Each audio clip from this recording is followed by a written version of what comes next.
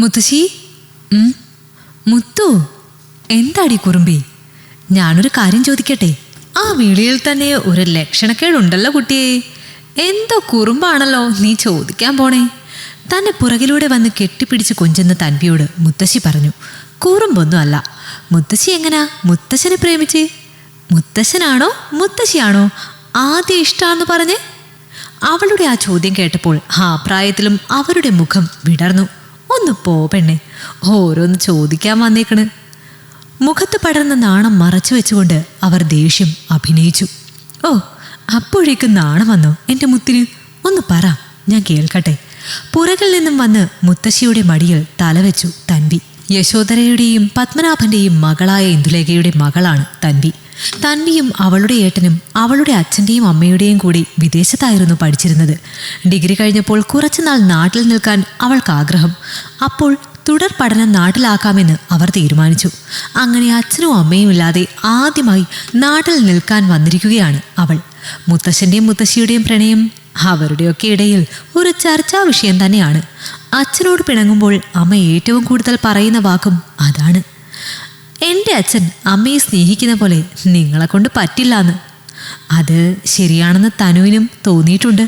സ്നേഹക്കുറവൊന്നുമില്ല, എന്നാലും ഒരു അൺറൊമാൻറ്റിക് മൂരാച്ചിയാണ് അച്ഛൻ. ഉള്ളിലുള്ള സ്നേഹം പ്രകടിപ്പിക്കാൻ ഭയങ്കര പിശുക്ക്. സ്നേഹം പ്രകടിപ്പിക്കാൻ അല്ലെങ്കിൽ പിന്നെ എന്തിനാ? എന്ത് കേൾക്കാൻ കുട്ടി? അങ്ങനെയൊന്നുമില്ല. നിനക്ക് വേറെ ഒന്നും പറയാനില്ലേ? അവളുടെ മുടിയിഴകളിൽ വിരലോടിച്ച് മുത്തശ്ശി പറഞ്ഞു. അത്ര ഗമയാണെങ്കിൽ പറയണ്ട. അവൾ പിണങ്ങിപ്പോവാൻ എണീറ്റു. പിണങ്ങിയോ മുത്തശ്ശിയുടെ കുട്ടി? അങ്ങനെ പറയാൻ മാത്രം കഥയൊന്നുമില്ല തനുവേ. അതൊക്കെ പണ്ടത്തെ ഓരോ കാര്യങ്ങളല്ലേ. എണീക്കാൻ ഭാവിച്ച അവളെ അവിടെ തന്നെ പിടിച്ചു കിടത്തി അവർ പറഞ്ഞു. അവരുടെ മനസ്സിൽ അന്നത്തെ ഓരോ നിമിഷങ്ങളും കയറി വരാൻ തുടങ്ങിയത് ആ മുഖത്തു നിന്നും അവൾ വായിച്ചെടുത്തു. പ്രണയം അതേത് പ്രായത്തിലും മനുഷ്യൻ്റെ മുഖം കൂടുതൽ സുന്ദരമാക്കുമെന്നത് എത്ര സത്യമാണല്ലേ. അന്നത്തെ കാര്യങ്ങൾ ഓർക്കുമ്പോൾ പോലും ആ ചുളിവ് വീണ മുഖം തുടിക്കുന്നത് നോക്കി അവൾ മനസ്സിൽ പറഞ്ഞു. എന്നാലും പറ, ഞാൻ കേൾക്കട്ടെ. മടിയിൽ കിടന്ന് മുത്തശ്ശിയുടെ വയറിൽ ഇക്കിളിയിട്ട് അവൾ കിണുങ്ങി. അടങ്ങിക്കിടക്ക് കുറുമ്പി, പറയാൻ ഞാൻ. അവളുടെ കൈകളിൽ കളിയായി അടിച്ചു യശോധര. അവരുടെ മനസ്സ് ആ മധുര 17ലേക്ക് നടന്നു. അന്ന് ഞാൻ കുട്ടിയാ, ഒരു 16-17 പ്രായം. 4 ഏട്ടന്മാരുടെ കുഞ്ഞു പെങ്ങൾ.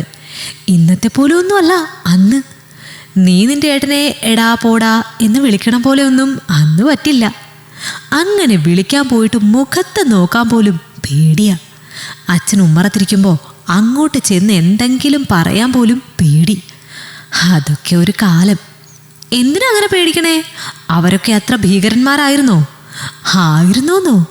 അവർ വീട്ടിലുണ്ടെങ്കിൽ ശബ്ദം പോലും പുറത്ത് കേൾക്കില്ല. പിന്നെ ആ കാലത്ത് അങ്ങനെ ആണുങ്ങളെ ബഹുമാനിച്ചും പേടിച്ചും വേണം ജീവിക്കാൻ. ഇപ്പോൾ അങ്ങനെ വല്ലതും ഉണ്ടോ? ആണെന്നുമില്ല പെണ്ണെന്നുമില്ല. ഇന്നത്തെ കാലഘട്ടത്തെ ഉൾക്കൊള്ളാൻ കഴിയാത്ത ഒരു വിഷമം ആ വാക്കുകളിൽ ഉണ്ടായിരുന്നു. അതൊക്കെ പോട്ടെ, മാറ്ററിലേക്ക് വാ മുത്തു. അന്നത്തെ കാലഘട്ടത്തെ പുകഴ്ത്തി പറഞ്ഞാൽ തർക്കത്തിലേക്ക് പോകൂ എന്ന് ഉറപ്പുള്ളത് കൊണ്ട് അവൾ ആ വിഷയം മാറ്റി. അങ്ങനെ ഇരിക്കുമ്പോഴാണ് 10 കഴിഞ്ഞ് ഞാൻ ടൈപ്പ് പഠിക്കാൻ പോണ കാലം. അവിടെ പോകുന്ന വഴിക്കാണ് ഞാൻ ആദ്യമായി കാണുന്നത്. പഴുതാര മീശയും ഇടതൂർന്ന മുടിയുള്ള നിറത്തിലുള്ള ഒരു ചെക്കൻ അങ്ങനെ സൈക്കിള് ചവിട്ടി പോകുന്നത്. ആദ്യത്തെ ദിവസങ്ങളൊന്നും ഞാൻ ശ്രദ്ധിക്കാറില്ല. പിന്നെ പിന്നെ എന്നെ കാത്തു നിൽക്കണോ എന്നൊരു സംശയം തോന്നാൻ തുടങ്ങി. ഒന്നും മിണ്ടാറൊന്നുമില്ല, വെറുതെ എനിക്കൊപ്പം അങ്ങനെ വരും. ആദ്യമൊക്കെ ഒരു ശല്യമായി തോന്നിയെങ്കിലും പിന്നീട് എനിക്കുള്ളിൽ പറയാൻ അറിയാത്ത എന്തോ ഒന്ന് തോന്നി തുടങ്ങി. രാത്രിയൊക്കെ പെട്ടെന്ന് വിളിക്കാൻ ഒരു കൊതി. ക്ലാസ് ഇല്ലാത്ത ദിവസങ്ങളിൽ ഒരു വിഷമം. മുത്തശ്ശിയുടെ മുഖത്ത് മിന്നിമായുന്ന ഭാവങ്ങൾ നോക്കി അവർ പറയുന്നത് മനസ്സിൽ ഇമാജിൻ ചെയ്തു. പെട്ടെന്നൊരു ദിവസം എന്നോട് വന്ന് പറഞ്ഞു, സ്വന്തമായി ഒരു ചെറിയ ജോലിയുണ്ട്, എനിക്ക് കുട്ടിയെ ഇഷ്ടമാണെന്ന്. തിരിച്ച് ഇഷ്ടമാണെങ്കിലും അല്ലെങ്കിലും പറയണമെന്നും. ഞാനാകെ വല്ലാണ്ടായി. ഉള്ളിൽ ഇഷ്ടമുണ്ടെങ്കിലും അതൊക്കെ ഇങ്ങനെ പറയാൻ പറ്റുമോ? ഞാൻ പ്രത്യേകിച്ചൊന്നും പറയാതെ അവിടെ നിന്ന് പോന്നു. പക്ഷേ ഞങ്ങൾ മിണ്ടണത് ആരോ കണ്ട് വല്യേട്ടൻ്റെ അടുത്ത് വന്ന് എന്തൊക്കെയോ പറഞ്ഞു കൊടുത്തു. വല്യേട്ടൻ്റെ കയ്യിൽ നിന്ന് കണക്കിന് കിട്ടി. എനിക്ക് മാത്രമല്ല മുത്തശ്ശനും. അന്ന് കുറേ കരഞ്ഞു. പക്ഷെ അന്നാണ് ശരിക്കും എനിക്ക് ഇഷ്ടമാണെന്ന് ഞാൻ അറിയുന്നത്. പിറ്റേന്ന് മുതൽ എൻ്റെ പഠിപ്പ് നിർത്തിയപ്പോൾ കാണാൻ പറ്റാത്ത വിഷമം ഒരുപാടായിരുന്നു. ഒരുപാട് ദൂരമില്ലെങ്കിലും എന്നെ തനിയെ പുറത്ത് വിടാറേയില്ല. അങ്ങനെ ഇരിക്കുമ്പോഴാണ് കൂടെ പഠിക്കാൻ വന്നിരുന്ന ഒരു കുട്ടിയുടെ കയ്യിൽ രഹസ്യമായി എനിക്കൊരു കത്ത് കൊടുത്തു വിട്ടേ. ഇഷ്ടമാണെങ്കിലും അല്ലെങ്കിലും തിരിച്ച് മറുപടി കൊടുത്തു വിടണമെന്ന് എഴുതിയിരുന്നു അതിൽ. ഞാൻ രണ്ടും കൽപ്പിച്ച് ഇഷ്ടമാണെന്ന് എഴുതി വിട്ടു. അപ്പോൾ അങ്ങനെ തോന്നിയേ. പിന്നെ അവിടെ ഇവിടെയും വെച്ചൊക്കെ കാണും, എന്നാലും കണ്ട ഭാവം നടിക്കില്ല. കുറേ കത്തുകൾ മുറ തെറ്റാതെ ലക്ഷ്മി വഴി എത്തിക്കൊണ്ടിരുന്നു. ഏത്, നമ്മുടെ ലക്ഷ്മി മുത്തശ്ശിയാണോ? സംശയത്തോടെ അവൾ ചോദിച്ചു. അതന്നെ, ലക്ഷ്മി ആയിരുന്നു ഞങ്ങളുടെ ദൂത്. പിന്നെ പെട്ടെന്നൊരു ദിവസം ഒരാൾ എന്നെ കാണാൻ വന്നു. എന്നോടൊന്ന് ചോദിക്കുക പോലും ചെയ്യാതെ അച്ഛൻ കല്യാണത്തിന് വാക്ക് കൊടുത്തു. അന്നല്ലേലും ചോദ്യവും പറച്ചിലൊന്നും ഇല്ലല്ലോ. ഞാൻ ആകെ പേടിച്ചു കരഞ്ഞു.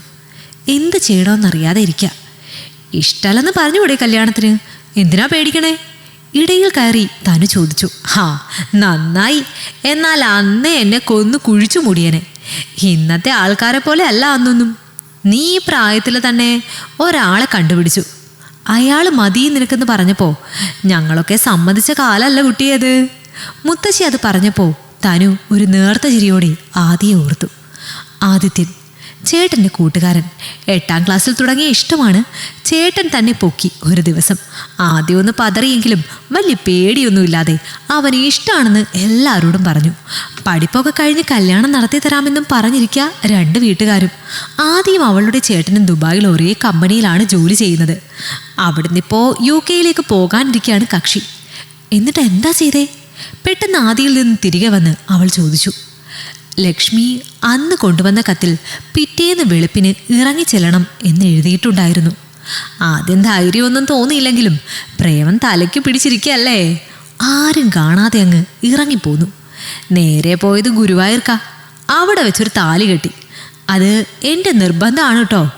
കണ്ണൻ്റെ മുന്നിൽ വെച്ച് വേണമെന്ന്. കല്യാണ നാളിൻ്റെ ഓർമ്മകളിൽ ആ മുഖം തിളങ്ങി. എന്നിട്ട് വീട്ടിലറിഞ്ഞപ്പോൾ പ്രശ്നമായോ? അവൾ എഴുന്നേറ്റിരുന്നു. ആയോന്നോ? തിരിച്ചിവിടെ എത്തുമ്പോൾ ഏട്ടന്മാരും അച്ഛനും വാളെടുത്ത് നിൽക്കുക.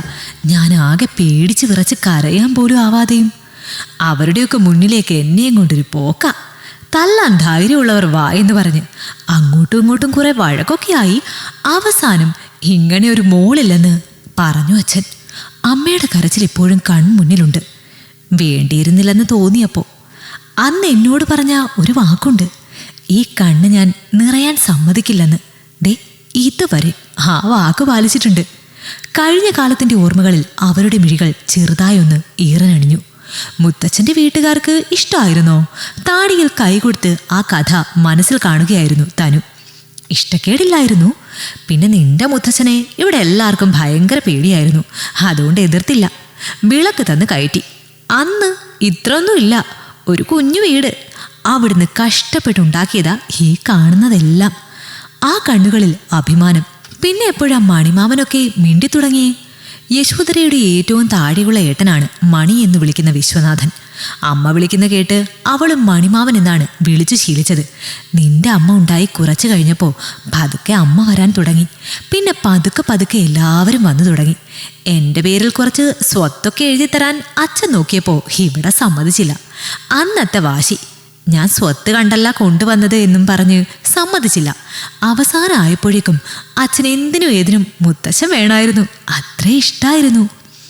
കുഞ്ഞീ, പുറത്തു നിന്നും വിളി കേട്ടപ്പോൾ കഥ നിർത്തി എഴുന്നേറ്റു അവർ. ദേ വന്നല്ലോ റൊമാൻറ്റിക് ഹീറോ.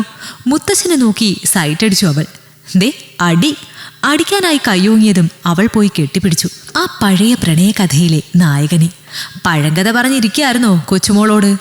അകത്തേക്ക് നടക്കുന്നതിനിടയിൽ അയാൾ ചിരിച്ചുകൊണ്ട് ചോദിച്ചു. എന്നാലും ഒരു രക്ഷയില്ല കേട്ടോ. എനിക്കും അങ്ങനെയൊക്കെ പ്രേമിക്കാൻ കൊതിയാകുന്നു. 2 പേരുടെയും കൂടെ ഭക്ഷണം കഴിക്കുമ്പോൾ അവളെന്തോ ഓർത്തു പറഞ്ഞു. നീ പ്രേമിക്കുന്നില്ലേ അപ്പോ? അവനോ? ആ ആദി. മുത്തശ്ശനാണ് ചോദിച്ചത്. ഓ, അതിലൊരു ത്രില്ലില്ലെന്നേ. എല്ലാവർക്കും അറിയാം, എല്ലാവരും സമ്മതിച്ചു. ഇതങ്ങനെയല്ലോ.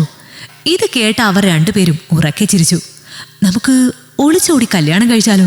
രാത്രി ആദി വിളിച്ചപ്പോൾ അവളുടെ ചോദ്യം ഇതായിരുന്നു. എന്തിന്? സമയായാൽ നടത്തി തരാമെന്ന് എല്ലാരും പറഞ്ഞതല്ലേ. ആദ്യ പെട്ടെന്ന് തന്നെ മറുപടി കൊടുത്തു. നിന്നെയൊക്കെ എന്തിനു കൊള്ളാം, നിനക്കെന്താ പെട്ടെന്ന്? അത് ഒരു ഓൾഡ് ലവ് സ്റ്റോറി കേട്ടതിന്റെ ഹാങ് ഓവറാണ് മോനി. അതൊക്കെയാണ് പ്രണയം.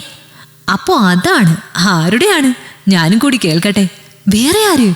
നമ്മുടെ മുത്തും പിന്നെ റൊമാൻറ്റിക് ഹീറോയും. അവൾ അവരുടെ കഥ അവനോട് പറഞ്ഞു തീർത്തു. അകത്തേക്ക് കയറുമ്പോൾ കണ്ടത് ഒട്ടും കുറയാത്ത പ്രണയവുമായി അടുക്കളയിലെ ജോലിയിൽ സഹായിച്ച് മുത്തശ്ശിയുടെ കൂടെ തന്നെ നടക്കുന്ന മുത്തശ്ശനെയാണ്. ഇതിന്റെ പകുതിയെങ്കിലും ഭാവിയിൽ എനിക്കും തന്നേക്കണേ. അറിയാതെ അവൾ പ്രാർത്ഥിച്ചു. ഈ കഥ നിങ്ങൾക്കിഷ്ടമായെങ്കിൽ ലൈക്ക് ചെയ്യൂ. നിങ്ങളുടെ അഭിപ്രായങ്ങൾ കമന്റായി രേഖപ്പെടുത്തൂ. കൂടുതൽ കഥകൾ കേൾക്കാൻ ഈ ചാനൽ സബ്സ്ക്രൈബ് ചെയ്യൂ.